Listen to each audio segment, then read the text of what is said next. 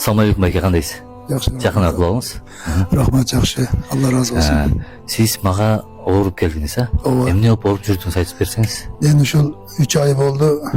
Ушу баягы жүрөктөн кармап, анан ашказандан эме болуп, ушу бир жерге тура албай ушундай болуп оорудум да. Анан больницаларга бардым, аяк көп жерге бардым. Бирок ал жерлерде таза деп чыгарып атат. Бар жок деп диагноздар таза. Анан ушу сизди немеден көрүп эле, телефондон көрүп, ушу сизге кайрылып келдим. Келгениме бүгүн 5 күн болду. Мага келгенге чейин дем салдырдыңыз беле? Ого чейин баягы бир жолу салдырганмын. Ооба. Медицинада таза болгонсуз. Таза, ооба. Азыр бул жака келип менизге диагноз коюп берди. Ооба.